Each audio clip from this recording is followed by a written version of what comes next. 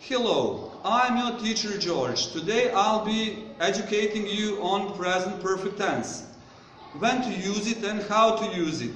So let's start about talking how to use it. Present simple tense, present perfect tense. It's the tense we form by using two things. The main thing is the auxiliary verb have or has and the past participle of the main verb. So take a look at the examples. She has worked in that office for 6 years. Has, that's the auxiliary verb, and worked is the past participle. We form past participle by adding ed to the main verb. So let me now explain you when to use have and when to use has. We use have with I, you, we, they, and we use has with he, she, and it. So that's the basic form. Now here are some more examples. Okay, she has played tennis before. He has worked for that company since June. I have already served their food. As you may see, we use auxiliary verb have, has, plus past participle, which we form by adding ed to the main verb. But there are also verbs that are irregular. They don't form past participle by adding ed to the end of the verb, but they have to be learned by heart. They're usually third column at the verb list. For example, I have already eaten breakfast. She has seen that movie before. We have dealt with customers for years. Alright. Now let's talk about negatives. Negatives are when we don't do something, so the sentence is negative then. Negatives in past perfect tense are very easy to be formed. So we form negatives by adding not after have or has. For examples, she has not been to Australia. We have not been to Mexico. She, that's the subject of the sentence, have or has, and not plus past participle. This is how we form negatives. Alright. Now, the next things are contractions. We usually in speak make contractions by adding two words together and we link them. For example, we could say I have, but we say, for example, I've. Or I have not becomes I haven't. And so on. Here are the examples. I have lived in Florida for 2 years. Or we can say I've lived in Florida for 2 years. Or I have not been to Australia becomes I haven't been to Australia. Very well. So now that we talked about the form of these words, let's now talk when we use it. We have several ways several situations when we can use present perfect tense, but let's talk about main two. The first one is to use present perfect tense for past events. When something happened in the past and we don't know when it happened, or we don't care about when it happened, or we don't remember when it happened, we use present perfect tense. In the situation when it is known when the action happened, we would use past simple tense. So let's draw this difference. For example, present perfect here, past simple is here. Alright. I've been to Australia.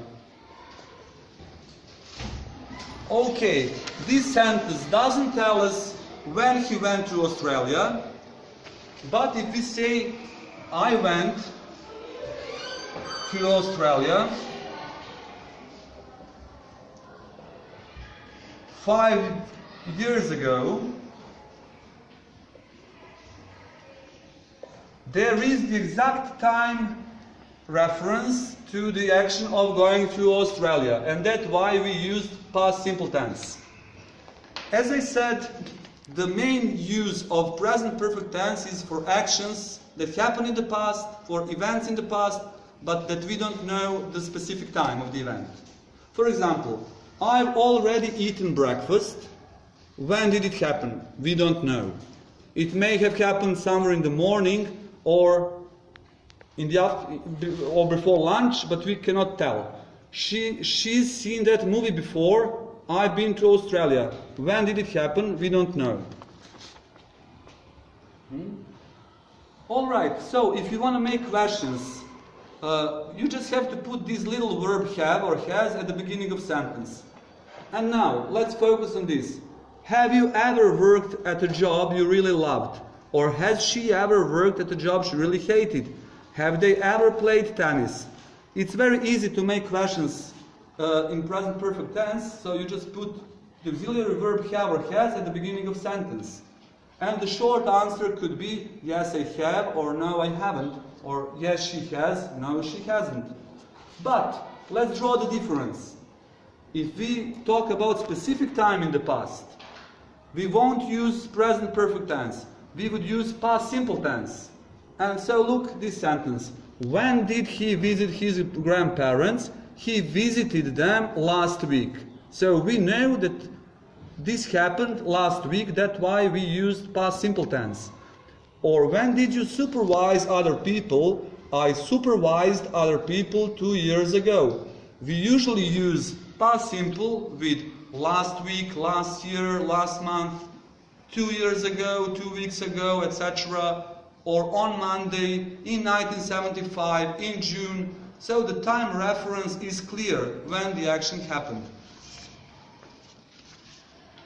The second usage of present perfect tense that I want to tell you today is for unfinished states. Something started in the past and is still ongoing. We use it with words since and for. I will now explain you when to use it. We use it with since when we want to focus on point in time. Let's look at this example. I worked at this job since last year. Since last year tells us that the action of working started in the past and that it is still ongoing. Or he's lived in Florida since March. They've been married since 1985. The second word is for. We use for if we want to focus on the length of time, such as I worked at this job for 1 year, he's lived in Florida for 9 months, or they've been married for a long time. If we want to ask question, we just have to use question verb how long. How long have you lived in Florida? I've lived in Florida for 9 years, for example. And the last thing I want to tell you today is the typical time expressions for past simple tense and for present perfect tense, and to draw a difference by this. For example, the typical time expressions for past simple tense are yesterday, or last week, or 6 months ago, or in 1975 at 3 o'clock, etc. But the typical time expressions for the present perfect tense, because time of the action is unspecified, are like this: just, recently, ever, never, already, yet, since, for, so far, or how long. So, to put it in a nutshell, we use present perfect tense when we want to talk about some past events that are not, we don't have specified time in the past, or when we want to talk about unfinished states in the past.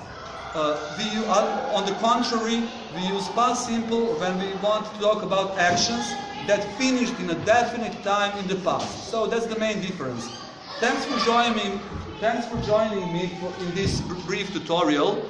The next class I will tell you about other usages of present perfect tense, and thank you very much for listening. Goodbye.